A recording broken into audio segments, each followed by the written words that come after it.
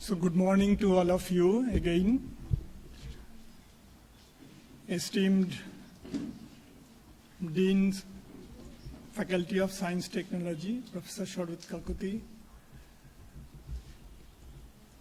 Professor Nitul Gogoi, who is right now heading the Department of Anthropology,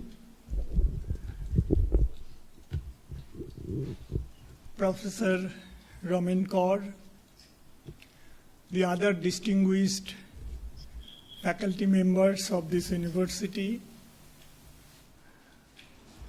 Some of the former faculty members are also right now here. The research scholars, students, and the other members who are right now present here. And also in this screen, as I have seen, Madam Bhagabati, daughter of Professor A.C. Bhagabati, Moana Bhagabati is also here, and many other distinguished anthropologists and scholars from different parts of our country. Let me tell, this is a really very different occasion for me, and I feel myself privileged that I am given this chance of delivering the second Professor Annada Charan Bhagabati Memorial Lecture.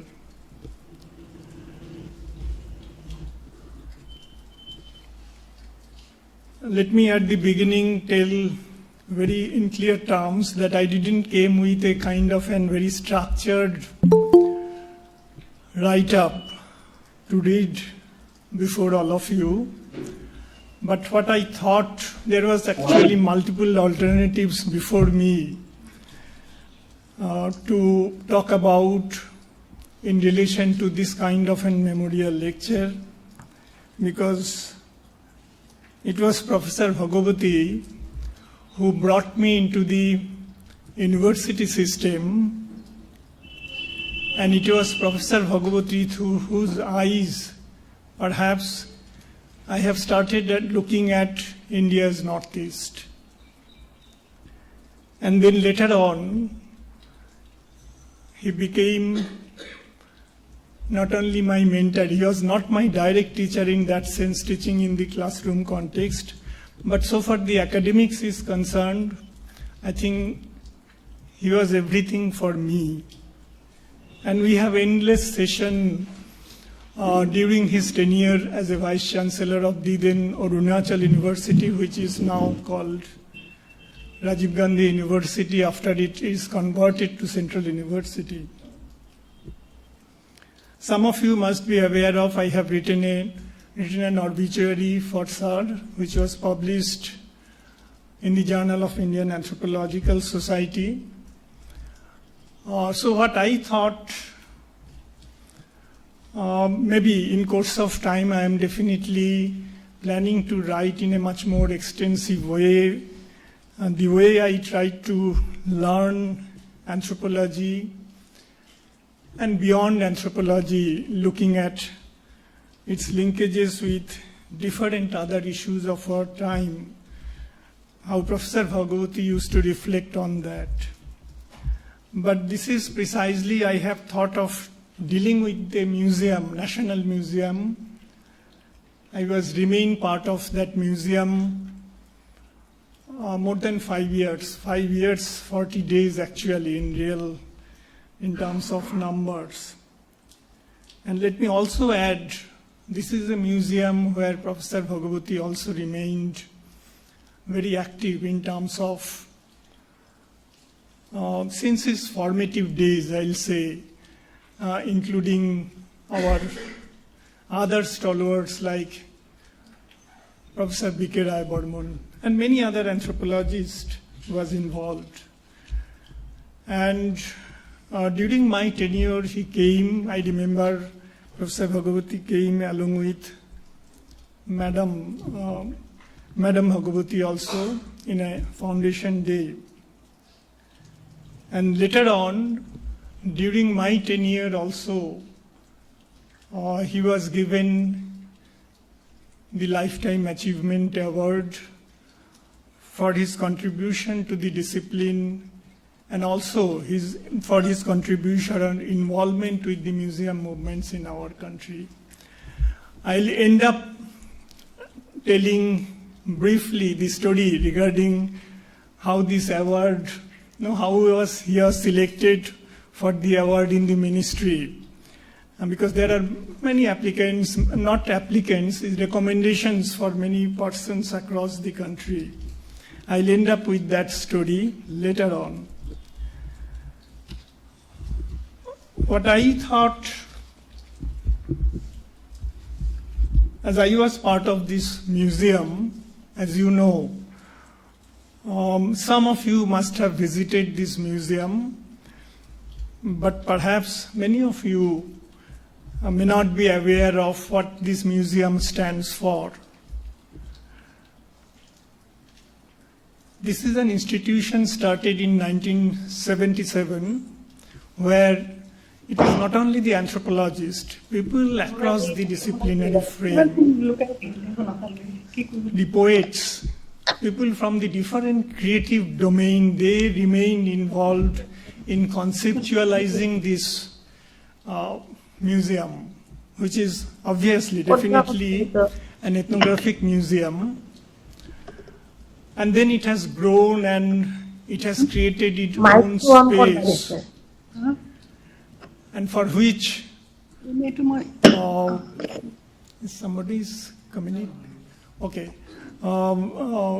It has created its own space, not only in the context of our National Museum, but I must say it has created its own space in terms of the museum movement, the ongoing museum movement across the world.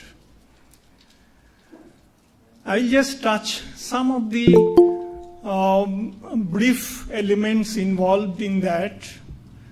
Otherwise, it can be a series of lecture taking different components of what this museum stands for. I'm not going into the definitional part of museum. I'm sure any one of you must be aware of how the notion of museum, even the definitional aspects of museum evolved over time. I'll request you to look at the ICOM's new definition of museum. And if you compare with the earlier perception of museum, then you can find out how it has grown over the decades. And so far the ethnographic museum is concerned, I think anthropology and museum or ethnographic museum, they have a shared history of its own. And there is a lot of debate, I think almost all of us are aware of, when it comes to specifically the question of ethnographic museum across the world, which was perceived that perhaps, I'll say not perhaps, historically it is true that ethnographic museums across the globe rooted in the colonial past. And that has led to a kind of so much of criticism. Many people tell that if you take out everything from British Museum, then what remains inside, which is British in British Museum? And these kind of debates are all over the world. And there are fascinating publications which came out of these debates, which largely surrounds the ideas of the future of museum itself. But I'll just refer one write-up which is written by none other than Professor Kobita Singh, who teaches in JNU. The title of the paper is Future of the Museum is Ethnographic. Future of Museum is Ethnographic. There he tries to build up an alternative argument going beyond the existing debates, looking at the linkages between the colonial interventions or articulation in terms of the whole collection of objects, the question of representation, and looking at ethnographic museum as a kind of a museum of, within quote, the others. And I found Kavita Singh's argument is really fascinating, that yes, while we are not denying about the historical past of the ethnographic museum, but perhaps the future of museum remains in terms of making it a kind of an ethnographic museum, because in the contemporary context, that may offer a new kind of understanding, a new kind of initiatives. And that's why today, I firmly believe that today we should not perceive museum as a public space for amusement. I don't negate the idea of giving amusement. That has also, it carries a huge value in relation to the society. But today, perhaps, museum can be perceived as an institution of learning, as an institution of empowerment. Now, whatever slides I just tried to put before you, it basically intending to take you a kind of a visual journey reflecting some of the attributes, some of the core mandates in relation to what this National Museum or the IGRMS, some people call it as a museum of museums.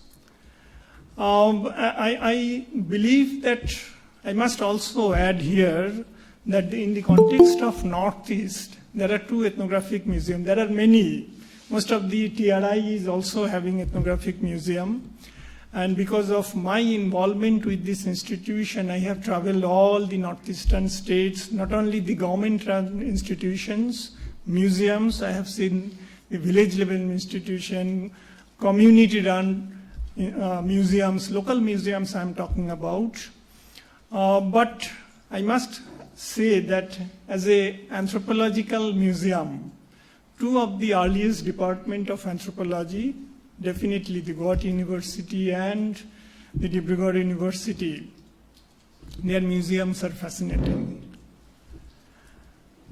It is not in terms of their collection, but I'll say, while I am talking about these two museums, in general, in larger sense of the discipline, as I was talking about, we have a shared history in terms of building the anthropological understanding and nurturing the museum, that the kind of possibility, the kind of popularity this discipline could have nurtured looking at the contemporary social realities, perhaps being an anthropological museum, many museums of our country, Department of Anthropology, all old Department of Anthropology, including the University of Calcutta, perhaps we could not do justice to that.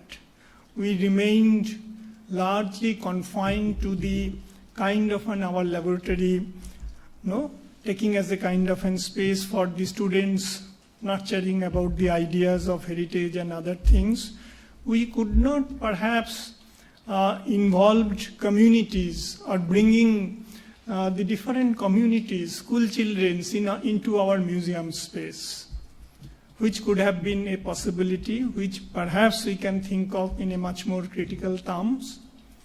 Right? How many schools has visited your museum, surrounding this area? How many community came to? So that needs a kind of an different kind of an network building, branding of museum, and then, as I told, linking with school curriculum part even, so that state also takes some initiative to building the linkages between school and colleges, and many other things can be done. So what I wanted to say as a kind of a visual journey, I'll take it faster, and then perhaps at the end I can have some final comments. So somebody can change it? Yeah. I mean, those who are not visited, some of you I know visited, I think you have visited, no, this museum, yeah. Some of the students visited this museum. This is in Bhopal. Let me tell, this IGRMS, our main museum is placed in Bhopal in 200 acres of land, you can imagine. And in an excellent natural setting. This is the lake, which they call Bada Talab. In Bhopal, this is known as Bada Talab, means big lake. This lake itself is 18 kilometers long, surrounding that city itself. There are multiple lakes. I'll say that in Bhopal itself, there are 14 specialized museums available. So it is not somebody tells it's a city of lake, I'll tell it is also a city of museum. So, but we have another part of what we call the Southern Regional Centers Museum in Mysore, in the heart of the city of Mysore. Yeah, next one. This is in terms of establishment, you can see our Mysore Center. The next one. This is some of the activities which many museums do, some of the core activities, but some which actually takes museum to a different plane. I'll come to that through the visual journey. I'll try to narrate that. Next one. This is the Southern Regional, what I am telling in Mysore. That is also fascinating in a sense. It is, the building is it's an heritage building given by the government, their state government itself. Yeah, next one. Next.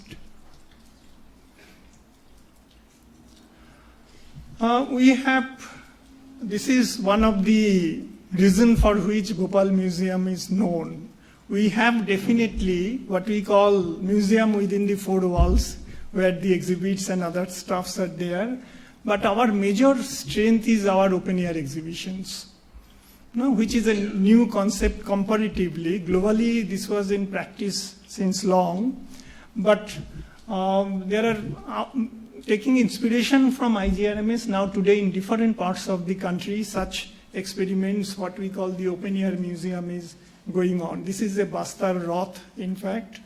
Now this is another also very important marker of that museum.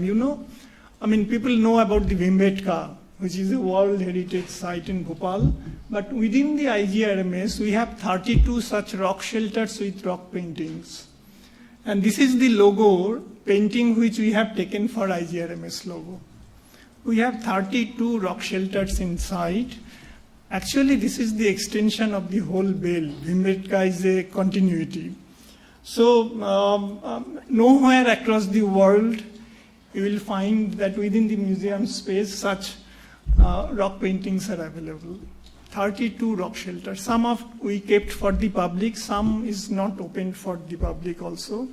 But by and large, if somebody is interested, people who are working on this rock art, we allow them with the permission and with some kind of an arrangement. Yes. Now, I was talking about the open-air exhibitions. We have established an exhibit, open-air exhibit, what we call Tribal Habitat, where what we have done, that we have taken, the idea of indigenous architecture we talk about today, the question of sustainability, the strength of, we call it vernacular architecture also. There are so much of vocabularies. Now what we have tried to do, we have taken such indigenous architecture, tribal architecture from different parts of our country. And then we established that this is not some kind of an specimen. So in a smaller scale we do something. It's not, it is exactly people from the villages, they came, we have borrowed this every material from, this is an Chantal house. So community people came, they have established their houses, and what we try, in alternative years, we try to have some kind of a celebration of their festivals. So in the process, villagers come, they celebrate, and they maintain that houses also. There are huge area dedicated for what we call the tribal habitat. I'll show a few more slides to look at the architectural. The Nilgiri Hills, the Todas, I think most of us anthropologists, we know the Toda house. This is in IGRMS, not in Nilgiri. Next one. This is from Rajasthan. If you look at it is not only the house. Many times we try to get the kind of planting of the similar kind of the plantation drive in relation to what exists in that kind of an ecosystem. Now this is a place where we do festival. People from Rajasthan come and the open air we do the different kinds of festivals. We have huge slides on that. Now this is a Sheddukpen house.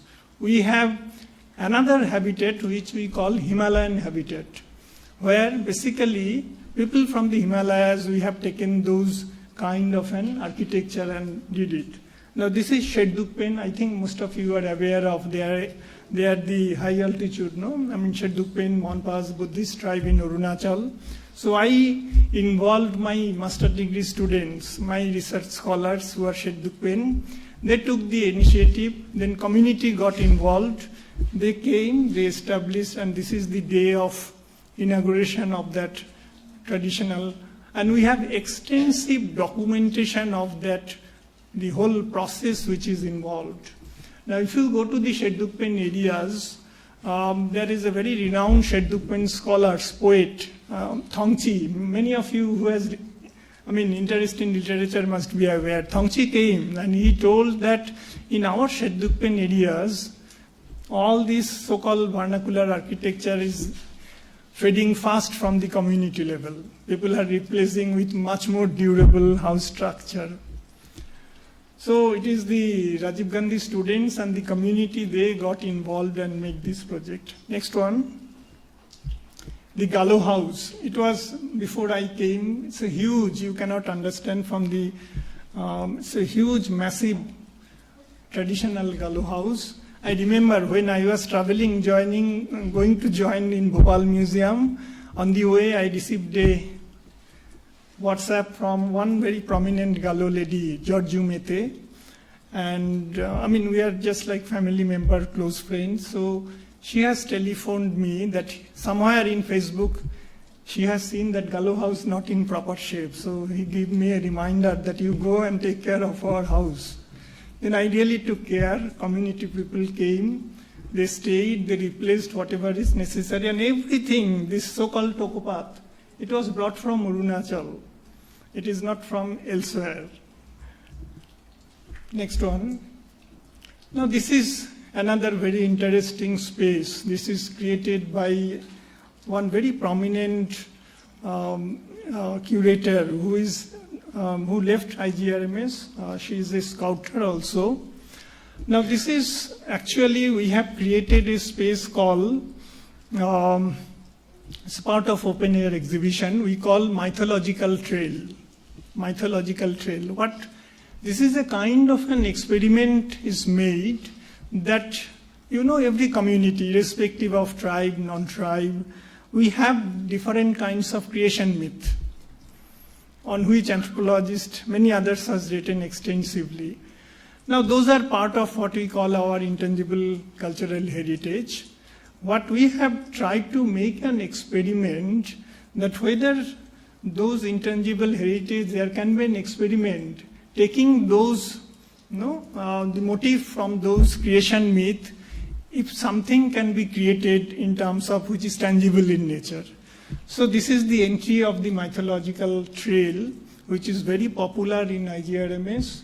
And this is the entry point, and this is the motif which you are seeing, which is earthen-made gate. And the motifs which you are seeing, these are taken from the Gond of the central India.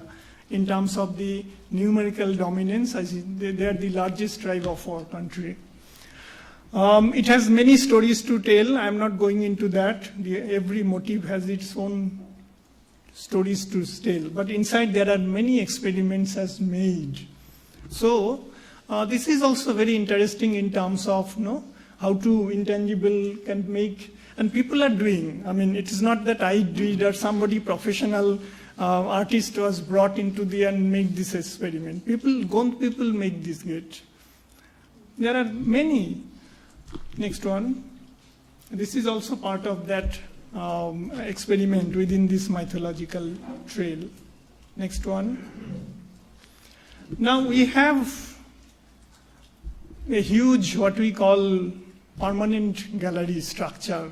It's structurally also, I don't have any slides here, it's look fabulous in terms of one of the best architect known in museum field. He has made it. His name is Ram Sharma. Now within this gallery, which is in a traditional sense what you see within the four walls, we have this kind of different kinds of galleries. But I must say the latest gallery was we have built up when I was leaving that museum, that is Northeast Gallery, taking all the 8 states, and that became one of the biggest permanent gallery within this what we call Bithi Shankul, indoor galleries. Next one. Now this is also, this is what we call visual storage, right? If you go by the statistics in national museum or big museums in our country or even across the globe, hardly, not even 20% of our collections, if you go by the statistics, look at the British Museum, to any museum, big museums, hardly 15 to 20% collections remains in display, rest in storage. But of course it has its own grammar to, keeping it storage. Now, in IGRMS right now we are having almost 30,000 ethnographic objects, 90% of it from different parts of India, 10% from different parts of the world also, including Australian Aborigines. Now, what we have done, an experiment, now the storage you cannot see. No, what is inside the storage, no visitors can have a chance to look at the storage.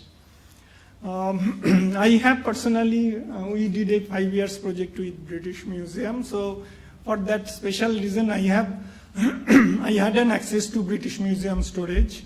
I looked at different kinds of huge collection of Northeast which kept in their storage. Now this is a storage where if you go, you don't get that meticulous nomenclature, community, affiliation, all things, but you get a broad classification. For example, the utensils or the ritual objects, and hundreds of such objects from different communities are kept here, just so that whatever remains in our collection, in our storage, at least some of them should be in public domain, so they can know what is in the terms of collection, and all things are now going on through our digitalization process. Next one. Now this is another, again, very interesting part. We talk about indigenous knowledge system, we talk about, there are different kinds of synonymous traditional knowledge. Now this is a traditional technology park where we have taken simple technologies which are part and parcel of our rural livelihood, whether it is the irrigation, whether it is the grinding of different making of salt, which is in Manipur, and many other kinds of simple technology which still remains in 2022, I am talking about, part and parcel of our rural livelihood. So that was installed inside this traditional technology park. It's very popular for the school children, college-going student. And annually, at least annually, we try to, during this International Indigenous Peoples Day, we try to bring all the people who have installed such traditional technology inside, bring them together and make this exhibition lively for a few days. I'll show maybe 2, 3. This is the traditional salt making in Manipur. Those who are having some knowledge, you can see people from Manipur, they came. Professor Patnaik was standing from the university. This is also from Manipur. Next. As I told, simple irrigation kind of thing. Yes, this is the traditional oil press. Now this is what during my time I did. You know, there is in Arunachal, cane bridge is very, very normal. It's a huge, the Siang River also, cane bridges are available over the Siang River. So, and these are very special kind of cane, which is not available for making cane baskets or other stuffs. This was taken from the very high altitude area. And as per the forest rules, these are not permissible to take this cane. So, being a government institution, we have to negotiate with the government, the officials in the forest. We have transported these canes from high altitude areas, Siang district of Arunachal, and the Adis came, and they stayed in our campus for almost more than 1 month, and they built an excellent, we have small just water bodies with that. And within few months, I think hundreds, thousands of such people, everybody comes inside, they have a feeling of moving through that cane bridge, which is tilting. I have a photograph, perhaps that also, that became so popular. Yeah, this was made, this is adjacent to our, what we call the traditional technology park. Next one. Now, there are other different kinds of activities we do. As I told, we are neither Bhopal-centric nor Mysore-centric. IGRM's mandate is to work with the communities across the cultural boundaries, work with the communities across the political boundaries of the state. And I must say that during my 5 years of tenure, I turned the table of IGRM's Northeast-centric, because when I was there, I have seen there is so much of representation from the so-called, though I believe in that idea of mainstream societies and the other states, I have turned it, focused it for all northeastern states. Not, I stayed in this space now almost 3 decades, but I think Northeast deserved that attention. So there was huge presence of Northeast. I'll tell it later on, but this is, this is related to in Indian Museum. We had an exhibition. This is it's a very significant wooden object made, engraved by one very famous Manipuri artist, woodcarver. It's a single object, almost more than 32 feet long, made out of a single wood, and this is related to their mythical character called Pobila. If anyone from Manipur, you know how important it is. This was an object which has traveled to France for the exhibition. So this is, you can see when we did it in Calcutta, there are many visitors from schools and other places. And this is not just object. We do this kind of a display with lot of other programs. So for example, people from Manipur came and they have a kind of an drama created out of their notion of Pobilai, this mythical character. There were exhibitions, paintings also, which relates to this idea of Pobilai. Next. You can see our late Professor Vinay Srivastava was also very much there. Mitasri Mitro. Next one. Some of you may not be aware, but I think in the history of museum, he's a very important person. He remained the longest served director of British Museum. So at that point of time, there was Festival of Ladakh going on in our campus. So he came just for half an hour in our campus to see the museum with some delegates, and he stayed back 2 hours in our campus. And by that time, the press from the Bhopal and everybody came to know how I am forgetting his name. He is available in the IGRMA, so there is a press briefing, interviews, and he told, he doesn't need to kind of appease me in terms of any kind of a statement. He told in the open praise that this is one of the finest museum, open-air museum I have seen across the world, right?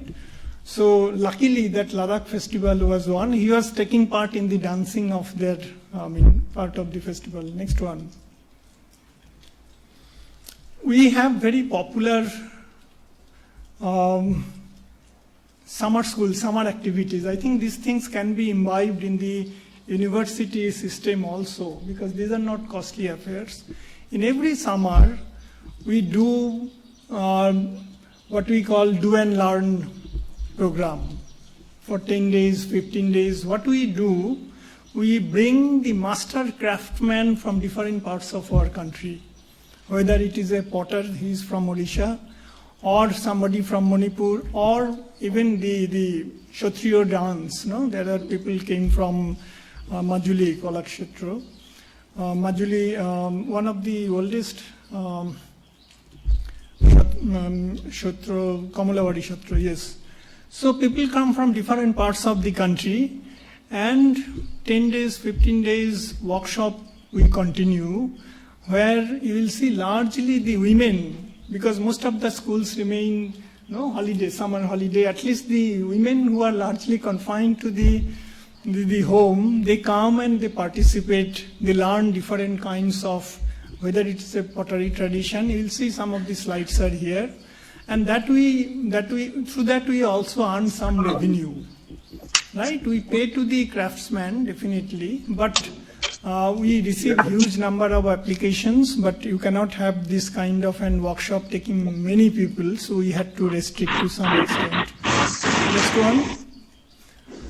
We have dedicated program for, this is different parts of our country actually we do, for the what we call the physically challenged people in different parts of our country. I did it in Kalakshetra in Guwahati also. This is a very regular phenomenon, and throughout even with different university, other institutions also we do. And we do it in Mysore, we do it in Bhopal also. Whether it is a workshop on the terracotta or many other painting, many things we do. It's a very regular basis. I mean, the government of India is also having a mandate for taking such initiative. Next one. Now this is another, I must tell. This was initiated by one of my former director, Professor K.K. Basa. At least many of you must be aware of the main director. Every year in December, we have what is called National Balrang Festival, Children's Festival, where IGRMS take care of whole Northeast states, but rest of the country is taken by, we have signed an MOU with the government of Madhya Pradesh, their education department. So, from different parts of our country, at least 20 to 23 states average they represent. And during that 3 days festival, average 10 to 12,000 people remains inside our campus for participation in different programs. And that's a huge exposure for the children who are coming from different states. Many of them never boarded train even and came to IGRMS and performed. Okay, now this is another interesting initiative. This became perhaps possible because of our 200 acres of land. We are aware about, as a student of anthropology, what we call the sacred grove. That's an English term, but many communities have their own ways of understanding that. Now, we have built up such sacred complex inside IGRMS. Many states. This is from Tamil Nadu. I'm not explaining what does sacred complex stand for and how it became so vital in terms of what we talk about today in terms of environmental conservation or the conservation of forest resources. There are fascinating writing by the eminent ecologists, whether Mahesh Rangarajan, Ashish Kothari. I mean, people have written extensively on the idea of sacred grove. The Bhopal is also having IIFM, Indian Institute of Forest Management. Now, in spite of all, I'm not denying the need of such specialized courses or institution, but in spite of all of our growth and understanding about the ecosystem conservation and other issues, we have realized that people still play such a vital role in terms of the different notions of sacred complex, and through that a major part of our forest or environment is still preserved, and it played a very significant role. Next one. This is from Meghalaya. I think some of you must be aware of. So people of Meghalaya, they also come, when we do this kind of a festival, they come of their own during their time and perform. Next one. They are from Kerala. Kani tribe, some of you must be aware of. Now this is again as part of the mandate. What we do, again throughout the year in different parts of our country, we invite the craftsmen, whether it may be the woodcarver. This is Bastar, people from Bastar who are known for their great skill in wood carving. But this is maybe the stone worker, the metal worker, so that we not only try to nurture the heritage or the tradition which they are carrying forward, but in the process we try to open up IGRMS as a space where they can sell their products also. Many of their products we also purchase as a part of our collection. So these are continuous process, goes on in different parts. You can see the metal craftsman, which was going on. Next one. Again from Bastar. Now this is a very wonderful story which I thought I'll share. As I told, our mandate is not to work across the communities and largely to the rural tribal communities of our country. In Manipur, IGRMS has a huge presence with some of the villages. This is a place called Khoirentap, where the tribe, Kom tribe, exists, and IGRMS has helped in terms of building their village-based museum. Now what happened, all of us are aware of our legendary boxer called Mary Kom. Now looking at this IGRMS village intervention, she came forward, and out of her fund, she has created this village-based museum, what we call the Cultural Interpretation Center, and it is handed over to us.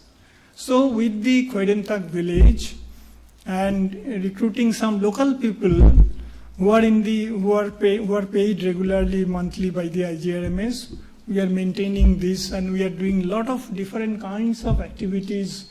Whether it is a question of storytelling or even earthen workshop with the children, a lot of activities are going on through this. Ecom came personally to inaugurate it. I think we have another 2-3 slides on this. These are the village children. You can see the Mericom is very much present there. We are doing different kinds of exhibition which we go on changing after an interval. So people from different parts, they also come to see the exhibitions also. Next one. Yeah, next. These are some kind of activities we are doing through that. This is how these kind of collaborative initiative, village level initiatives can be taken by a national museum. All these things are going on there.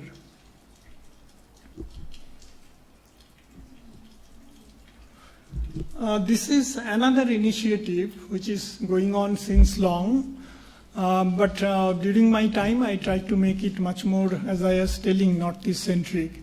Now the different, in Northeast we talk about the cultural vibration in terms of performing tradition. So what we do, we take the different troops of Northeast to different parts of the country, where, just to have some kind of to understand, we talk about the bridge, gap between this, so-called the mainstream and periphery debates. So that is also a kind of an initiative, so that people from other parts of our nation should understand that why Northeast deserve attention and what kind of contribution people of Northeast made or making in terms of the growth of our nation state. Next one.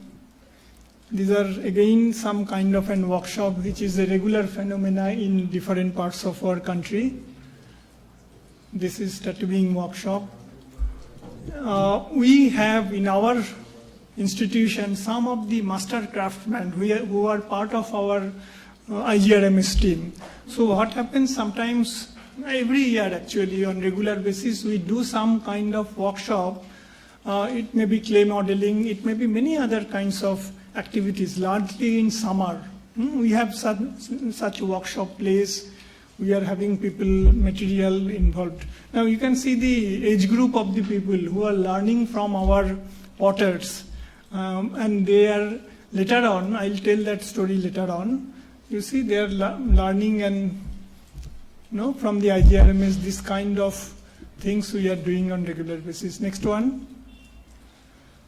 This is what during my time, I introduced with the permission of the Ministry of Culture, with the permission of our Executive Council.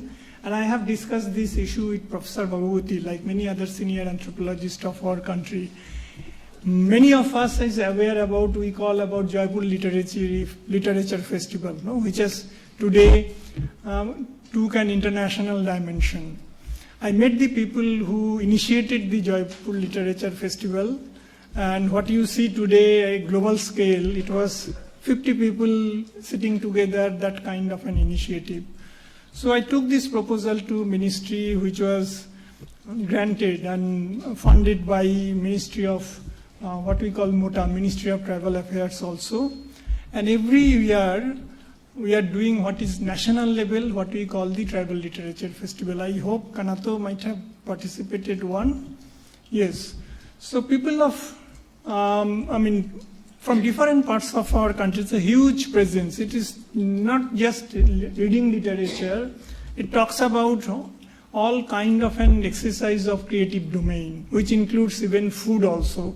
I'll show some of it is going on very successfully, and I must tell that the Parliament Standing Committee hugely appreciated this creation of a national level platform for the tribes, so that they can come and also build up their own platform. But it doesn't restrict it to tribe, right? So we invite people who have some interest or who are working, beyond tribe also. Next one. These are part of the things which goes on during this kind of festival. So it's food, it's performance, exhibitions, many things. Next one. This is one which was during the day of inauguration actually. Vice Chancellor of a university, Shama Prasad University in Ranchi, he was also present there, and many others. One from Arunachal, also Apatani tribe. Next one.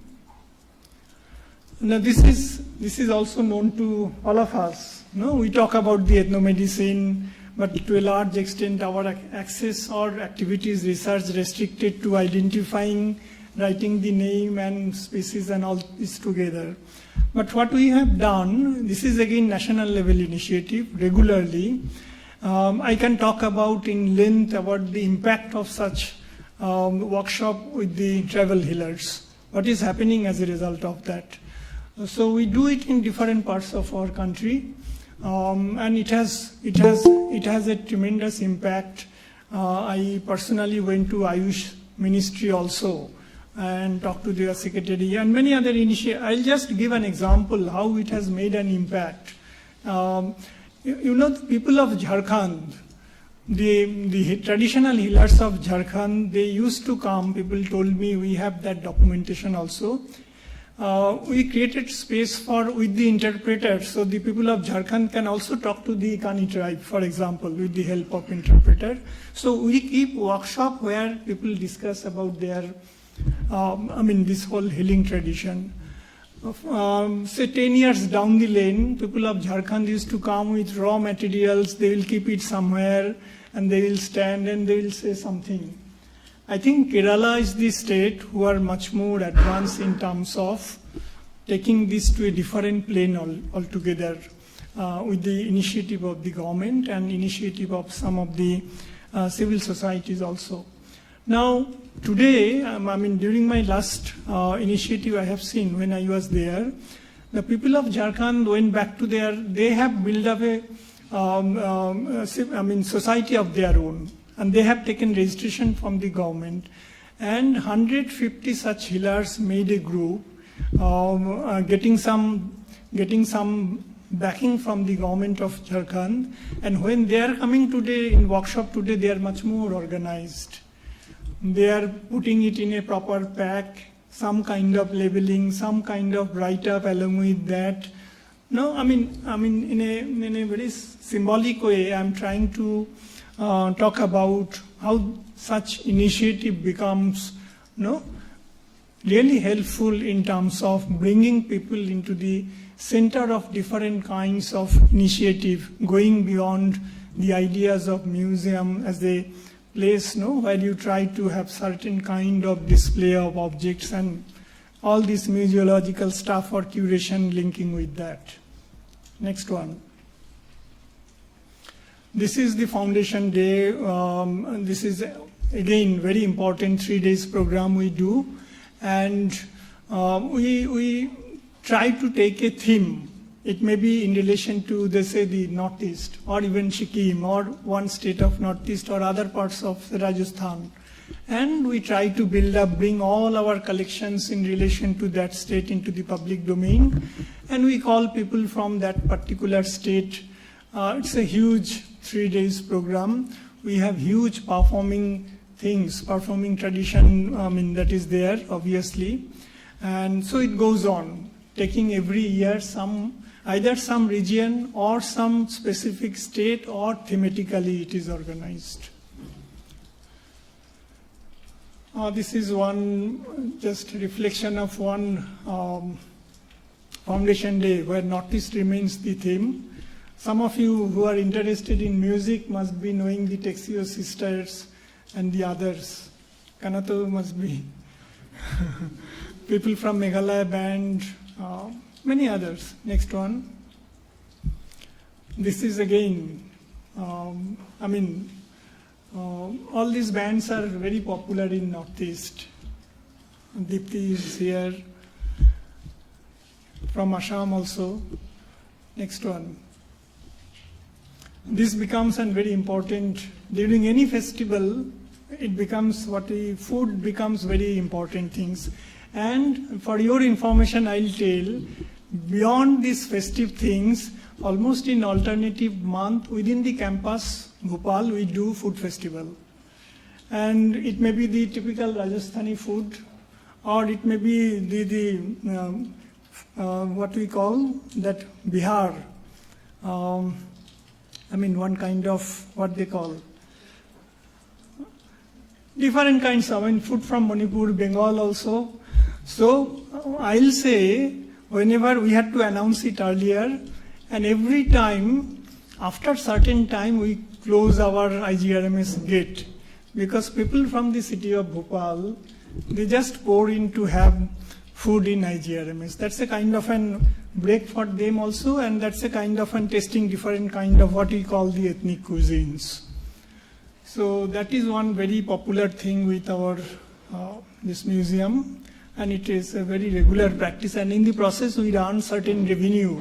Revenue generation is very important in the running of a national museum. Next one. Again, new experiment. Across the country, we have a very vibrant, what we call the terracotta tradition, you can call, pottery tradition, yes, in a larger umbrella term. And this pottery has many implications. It may be related to a day-to-day livelihood. It may have ritual dimension of it.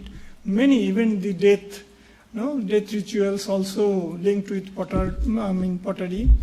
So we have created a pottery trail, again our open air exhibition, new edition. And we have taken potters from different parts of our country, and they have made all pots in IJRMS, and we have documented every ways of making pot by different communities. So whether it is from Majuli, or whether it is from Rajasthan, whether it is from other parts of the country, everything is documented, and that became one space where my colleagues tell that many documentaries, filmmakers are coming and using this space for their shooting. This is from Manipur. We have people just curated. It is not no curator who learned curation in museology course, they have not done. It is the people of Manipur who made the what? They have done it of their own. Next one, there is a tower, I think. Yeah. You know, this is a tradition based in Manipur, a village-based tradition where they make such tower out of pots. And it has its own significance.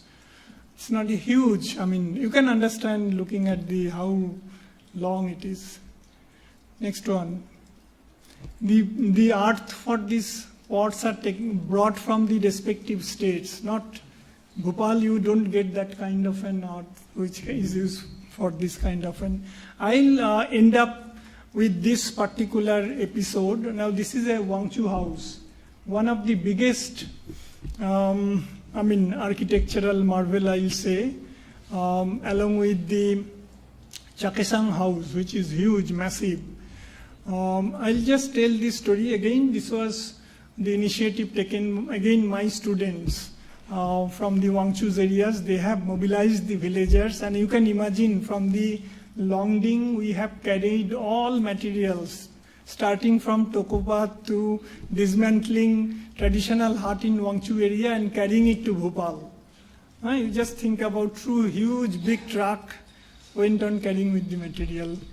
And this profile is not good, but next one. So this is not only you can see the Tokopath, this is not only the making of house, every elements inside this house, these are generally, those who have some ideas about the chieftainship, their social structure, this is chief's house basically. So chief's house has a symbolic presence, material existence of many other things which you don't find in a commoner's house. Okay. So Wangchu people are there almost for 45 days. They have celebrated their festival inside. Next. This is, let me say a few words with that just to make my argument that perhaps what I'll say, that museum can play a very vital role in terms of revitalization of culture. And let me explain through this. This is what they call log drum, perhaps one of the biggest musical instruments, xylophone. Wangchus, they call it kham, this tradition with most of the Naga tribes also. Now, I'm not dealing with this in detail, but I'll say this is a drum, this is an instrument where they can produce many symbolic sounds. And this was nurtured since their childhood, taught in the male's dormitory.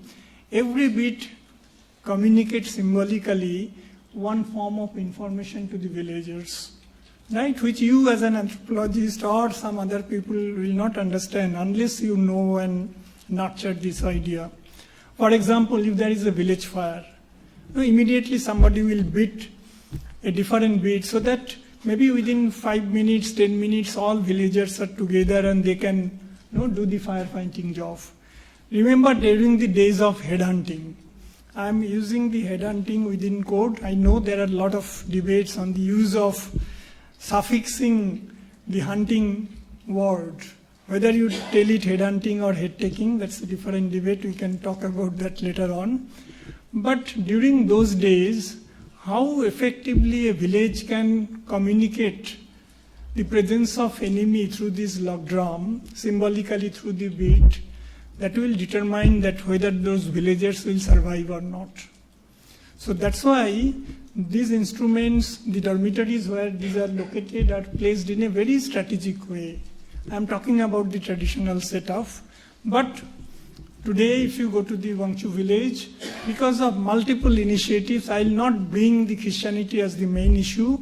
No, today the so-called the idea of modernity, the question of private space and many other issues are involved, which has taken up this tradition of dormitories almost wiped out from the collective social base.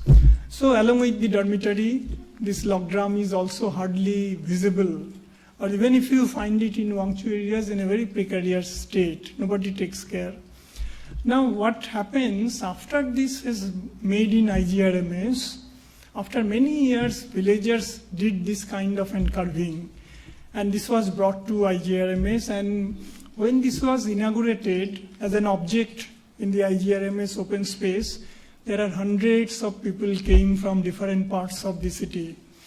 Media, so there is huge coverage in the media.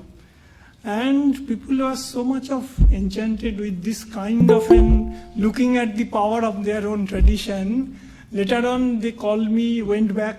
After that, within a year they have made new 3 log drums, getting the inspiration, looking at the responses of the villagers of their own cultural past, I'll say. So perhaps museum can also play a very significant role. This is a kind of a case study we can take in terms of what we call the revitalization of culture. I know there are other issues are involved in that. Let me come to perhaps the last slide. Yeah. This is my last installation before I leave the IGRMS. It's a huge, massive, what we have an entry gate, which you have seen in the first slide. This was from Uttarakhand. And this is, I took from Majuli. In Majuli Island, there is a provision of village gates of different kinds. First, we collected different photographs involving people of Majuli Island, and we have a very excellent, good relation, long-term relation with Kamalavari Shatru. So then we planned it. There are architects, because it is so huge, because in museum, trucks and other things also enter inside. And it is, you are not understanding, it is in a slanted zone. I mean, this is little bit in a hilly terrain. So the engineer from Assam also went, architect went, they made a plan. It took a lot of time, more than 1 year, to finalize the structure. And people from Majuli Island, they came, few months they took, and ultimately they have made, this is our, one can enter through this gate also, one can exit also. This is a last installation during our time. And the day it was inaugurated, you can see the people from that Shatru, they went, and their traditional way, they have inaugurated the whole thing. City of Bhopal, there are so much of people from northeast in the Bhopal also. Everybody came. People from the ministry obviously was there. So it's a huge satisfaction, specifically obviously for me, and I think the people who are remain active in terms of our curatorial staff, the villagers from the island, and the people who are actually worked for making of this gate. That's a big occasion for all of us together. Now with this, let me end up with this very few selected slides. What I wanted to say, that our conventional notion of museum as a kind of a space for curiosity, where we visit on 2nd October, 15th August with our grandson, with grandfather kind of museum, and the museum movement across the globe, it has moved far beyond that kind of conventional idea. It is true historically that our past is rooted in colonialism in a larger sense, but there is a possibility where we can look for a new journey altogether by bringing people at the center stage, and by taking people into confidence and make them what we call the co-curators. So the professional curators, they can join hands together, and a national museum can cross the ethnic boundaries, the state boundaries, and can build up a kind of a circular dialogue with past, present, and future. I think that should be the motto of today's any initiative taken by Ethnographic Museum, whether it is at the national level or even by the local level. So with this I will end up, but I will tell the story finally. As I told earlier that Professor Bhagabati got the Lifetime Achievement Award, which was given by Ministry of Culture. IGRMS took the initiative. So I'll end up with that story. So the day there was a committee formed. It has its own way out. IGRMS gives the ads for this contribution. So then nobody applies for such position. It's come the nomination. I remember, if I am not wrong, Professor Bhagabati, Professor Annada who is right now here, he has sent me nomination for Professor Bhagabati, and many came from different parts of the country. So Ministry formed an expert committee constituted by Professor Shalila Mehta, Professor Shubhodra Channa, and somebody else is also there. And my role as the director of that museum, as a member secretary, I have to hand over every documents before the secretary, before the committee to examine, discuss, and whatever they decide, I have to translate into the form of official, transform into the official formalities. So, incidentally, that was the day for Executive Council meeting also, where Secretary, Young Secretary, many other, the Director General of Archaeological Survey of India, from Ministry also, from the government of Madhya Pradesh, the Secretary sent and representative. So it's a huge Executive Council.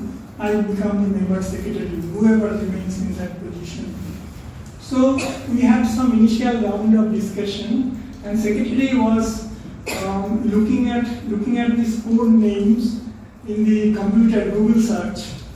He is typing Annada Bhagabati, but not much thing are coming up in the Google search. He was telling that he got feedback from the experts that perhaps he is one of the most suitable candidate. Then secretary told, let us finish the executive council meeting first. Then we'll back committee sit together and decide over this issue. Then went on our executive council, as it happens, it went on for maybe 1.5 hours. And the end of the executive council, where many people are sitting, I think Professor Srivastav sir, he was also there. So, but people from different regions, different institutions said, secretary put this, that today we are going to select, the ministry is going to select person from the Lifetime Achievement Award. And these are some of the, out of many, we feel that these are some of the names which came shortlisted. Now I like to know, being the member of the executive body of IGRMS, I like to get your feedback also.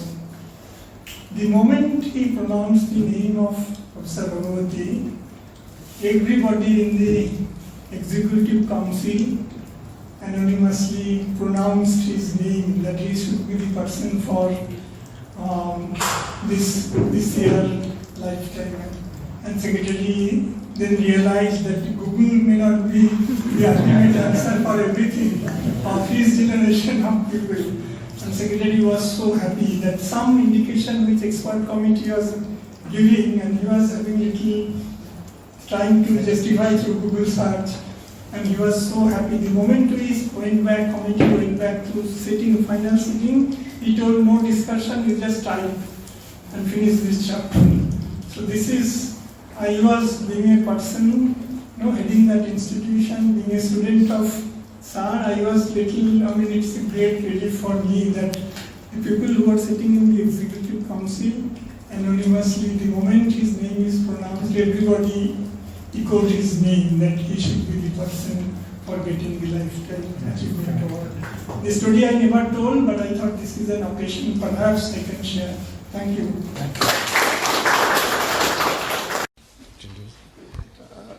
Next item is a few words from Moana Bhagabati, daughter of late Professor Annada Charan Bhagabati.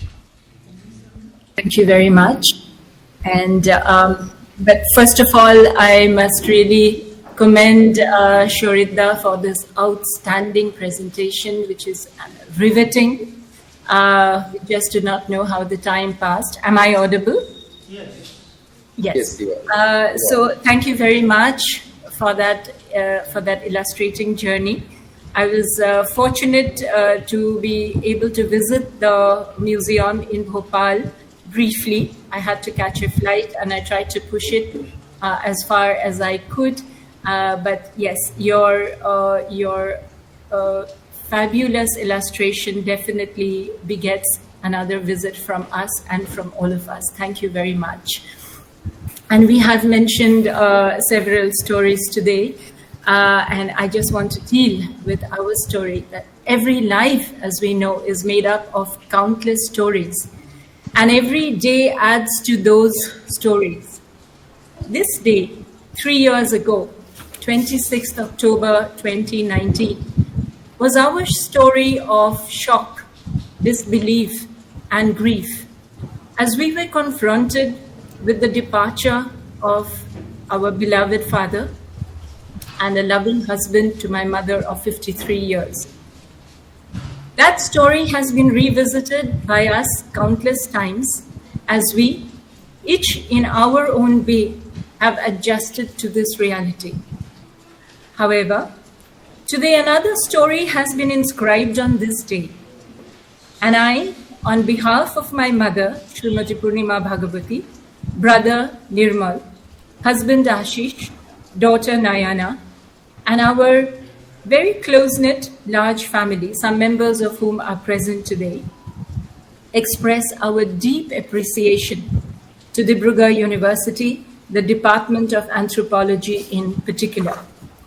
Professor Nitul Gogoi, every faculty member of the Department of Anthropology, Dr. Sharat Kakoti, Dean Faculty of Science and Engineering, Dibrugarh University, Professor Sarit Kumar Chaudhuri, Shoridda to me, and Professor R.K. Kaur, uncle, Dr. Kalyan Barua, uncle, and every member of the academic fraternity, whether they were former colleagues of my father or students or research scholars.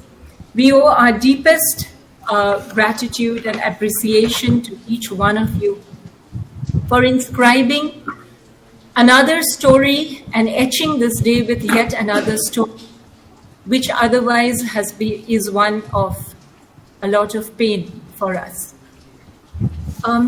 Of course, I have grown up with either knowing many of you or knowing about many of you, because such has been the intersection of my father's professional and personal life.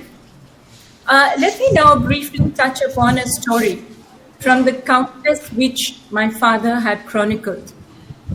This one is from the 23rd annual session souvenir of the Anthropological Society of Northeast India. And it is based on his lifelong belief that science in tribal societies is implicit in social traditions, customs, and day-to-day activities. Kindly allow me to read a portion from this story. And I shall be very brief. I shall read only a portion. Many years ago, he writes, I spent a very educationally rewarding morning in the company of a 12-year-old in the Wancho village of Zadua in Tirap district of Arunachal Pradesh.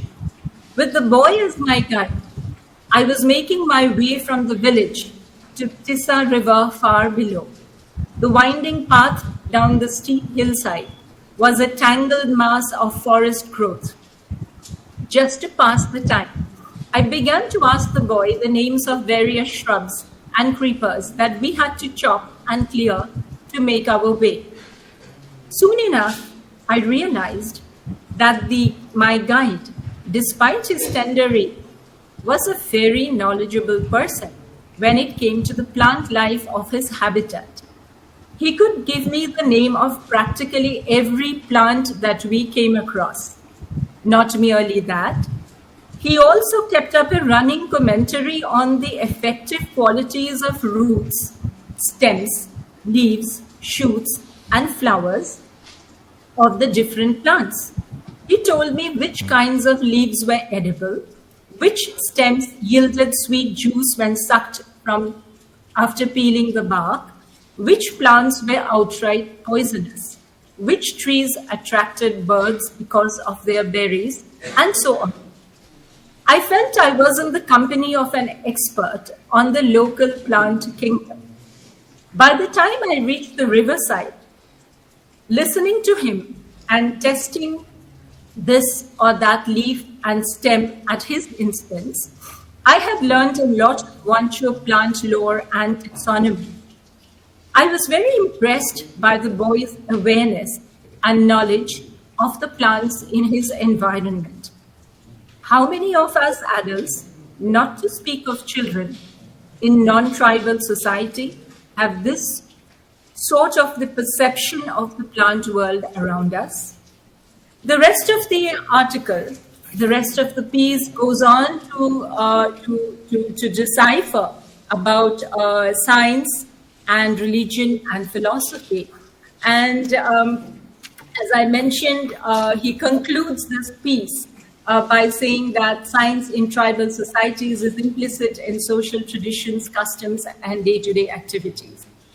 The reason I bring this to you today, many, many years, in fact, decades after my father had chronicled this, is to say that I wish to embark, and here Shoridda had also mentioned, I wish to embark on a journey, if I might use this term, to bring together countless such stories that my father, and as most of you would know, he was more of an oral chronicler, even though he had 50 plus articles which he had penned down, or he had furiously typed on his typewriter, as my daughter had told us a while ago. I wish to bring together such a rich repository that he has sort of spread across his decades of work, a lot of which has been floating around. In fact, the other day, Professor Gogoi told me that there was a fascinating lecture which he had delivered at Dibrugarh University, of which they are trying to bring out the recording of that. I am very well aware that that there is so much of work of my father which is actually floating around in many institutions in the Northeast and in many institutions across India. And you'd also be aware that a lot of my father's work was not just pure anthropology, but many of you are anthropologists of such eminence, and you know that the anthropology, of course, veers into many diverse fields. It's an interdisciplinary field. And my father's work bordered on the philosophical, which also made him to state that every human situation is unique and different, but to strive to overcome the tribulations of existence is universal. So my journey would be to bring together the philosophical, the scientific, the anthropological aspects that he had embarked on.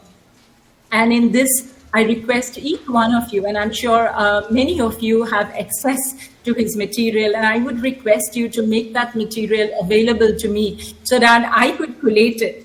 And perhaps, Shoridda, we could populate Google with his work, if not on his person, but on his work, with a kind of, populate it so that the younger generation who has perhaps not had access to so much of the work that he had done, is able to benefit for this. And this would be the best tribute to my father, and a legacy which many of you have attempted to keep alive. Sharida today, last year in the memorial lecture, and last month the book which was released, the book which was edited by Dr. Kalyan Barua and which was released in Guwahati, Purbatta Himalaya.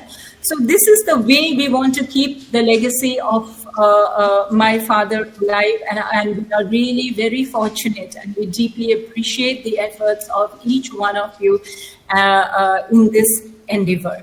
And I want to end this with once again a request to all of you who are present and need this word kindly shared onwards. If any of you have any material which has been written by my father, if you could kindly make it accessible to me, or to some of us, which I will, a few of us want to get together and bring out a volume very soon, maybe, by 2024 latest.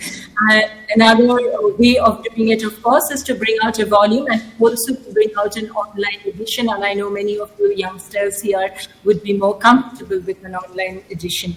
So, and with these words, I would once again like to express our deepest appreciation and gratitude to the Department of Anthropology, to Dibrugarh University, and to each one of you. Thank you very much.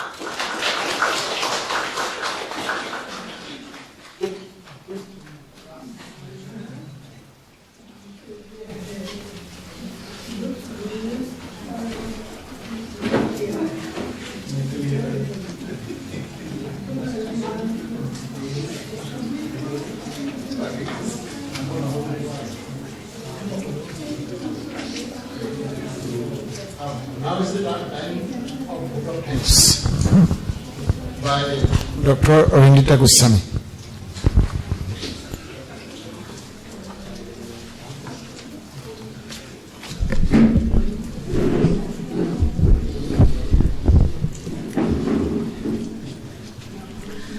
Honorable Chairperson, Professor Sarit Chandra Kakoti sir, respected Speaker, Professor Sarit Kumar Chaudhuri sir, respected Head, Department of Anthropology, Professor Nitul Kumar Gogoi sir, all the valued invited guests present both personally as well as virtually, esteemed retired faculty members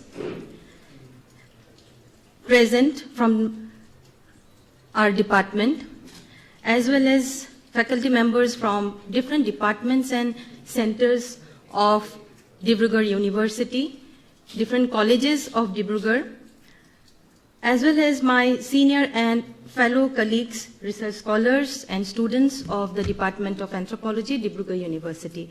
A warm good afternoon to each and everyone.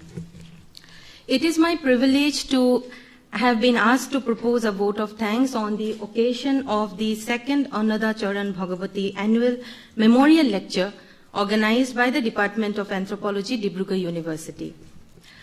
First of all, I, on behalf of the Department of Anthropology, Dibrugarh University, and on my own behalf, extend our sincere gratitude to the Honorable Vice Chancellor, Dibrugarh University, Professor Jiten Hazarika sir, and respected Registrar, Dibrugarh University, Dr. Paramananda Sonowal sir, for giving us the permission and necessary encouragement to organize this event today. I extend my deep sense of gratitude to Professor Sarit Kakoti sir, Dean, Faculty of Science and Engineering, Dibrugarh University, for chairing and moderating today's session and putting forth his detailed and valuable observations. Thank you so much, sir. We are very grateful to you. I must now mention our deepest sense of appreciation to the Honorable Speaker of today's event, Professor Sarit Kumar Chaudhuri sir, Dean, Faculty of Social Sciences and Professor, Department of Anthropology, Rajiv Gandhi University, Arunachal Pradesh, for brilliantly enlightening us on the pertinent facets of ethnographic museums, especially referring to the IGRMS in today's age. Sir has rightly said that museums are not only amusement places, rather they are an institution of learning and empowerment. Sir, you have touched upon very serious and significant concepts like networking, branding of museums, linkages with schools and colleges, and most importantly, involving people and communities as co-curators. The visual journey that we undertook with you, with your lecture, come the PowerPoint slides, is priceless and very, very enlightening. I think we all can agree with what Sir has said, that museums can play an important role in the revitalization of culture. I'm sure everyone hearing you today, even from non-anthropological background, have gained insights on the newer perspectives of museums and how they can actually stand as institutions of learning and empowerment. Thank you so much, sir, for enlightening us with your brilliant lecture. I'm sure we young scholars of anthropology have many things to learn from you. Thank you so much, sir.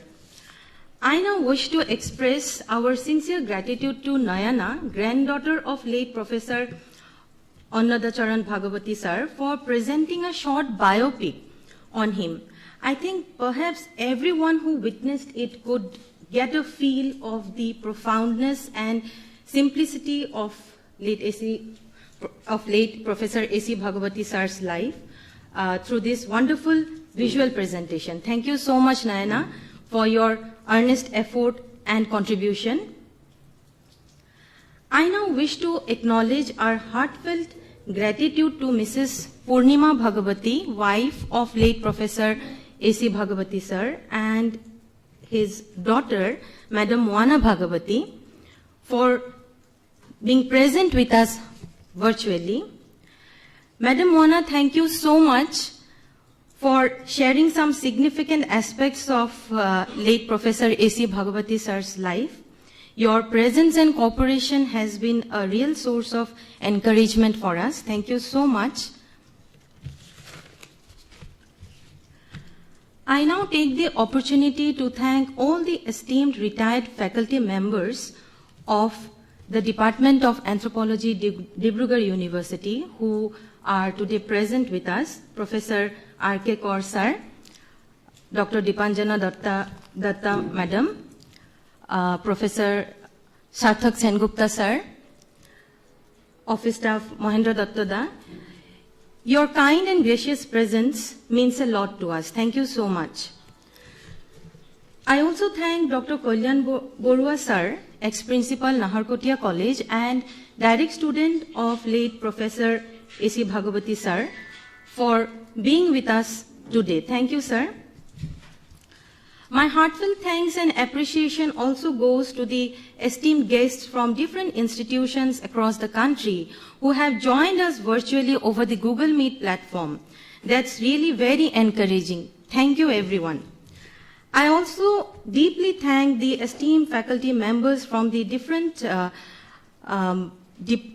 from the Department of Anthropology of different colleges of Dibrugarh, DHSK Kanoi College, Dibru College, different departments and centers of Dibrugarh University, Department of Assamese History, Center for Management Studies, who are present with us in today's event. Thank you so much.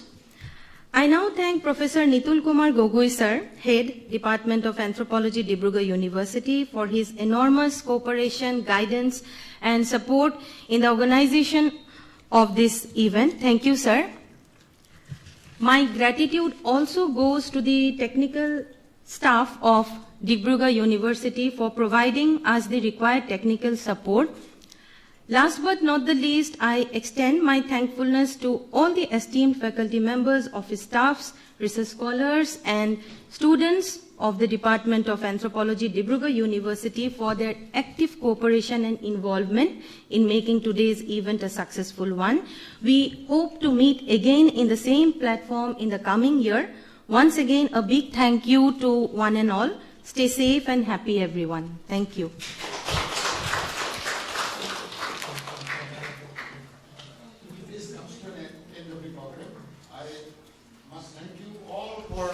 Of cooperation you have extended the particular event. Thank you.